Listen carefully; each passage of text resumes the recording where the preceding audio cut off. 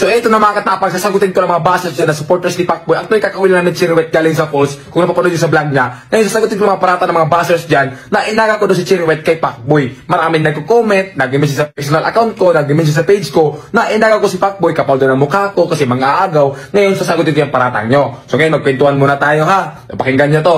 So bago kami nagkarelasyon ni Chiriwet, bago kami nagka-jowa, nasa Manila pa si Chiriwet, nag-uusap na kami, nag-video call. Ang gagawin lang sana namin is collaboration. So, make the story short, tinanong ko si Chiriwet kung may jowa ba siya. Anong sagot ni Chiriwet? Wala akong jowa, matagal na akong walang jowa. So, siyempre ako yung taong hindi may pagkamerites, hindi na ako nagtanong about sa kanya. Kung about sa kanya kay Pacboy, ang sa akin lang is komportable na ako na wala siyang jowa. So, siyempre ako din naman na wala akong jowa. Okay, ganito, make the story short. So, habang tumatagal yung pag-uusap namin, pakikilala sa isa't isa, habang lagi kami nag-video call, nagkaroon kami ng feelings, nagka-develop kami, hanggang umabot sa punto na pumunta siya ng Cebu, nagkaroon na ng something sa aming dalawa. So, wag yung sabihin na inaga ko si Chiriwet kay Pacboy. So, imposible naman ang babae papato sa isang lalaki na may karelasyon. Alam nyo yan, girls, na hindi nyo gawain yan na magpagrelasyon sa ibang lalaki na may relasyon kayo. So, hindi natin alam kung anong rason kung bakit wala silang Pacboy. Ayaw kong pero niyan kasi sila lang daw ang nakakaalam. So ang sa akin lang, si Cherry, bago kami nagkarelasyon, wala siyang jowa. So wala siyang jowa. Hindi ko inagaw si Cherry. Hindi ko inagaw. Alam niya ni Cherry, hindi ko siya inagaw.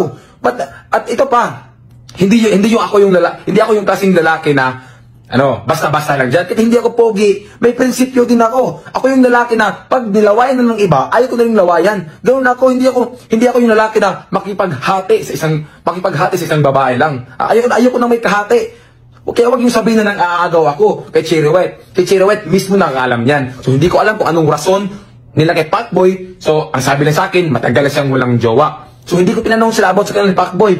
Yun lang kasi privacy nila yan. So ito pa, naiisa ko eh. Sabi nila, content lang daw kami ni Chiriwet. Naintindihan ko kayo kasi nga nangyari sa akin nung nakaraan na nag-reveal ako ng jowa na hindi ko jowa. So ngayon, imposible naman na content lang kami, di ba? Halos na yun sa vlog namin, puro nangalaplapan, sasabihin nyo, content pa rin?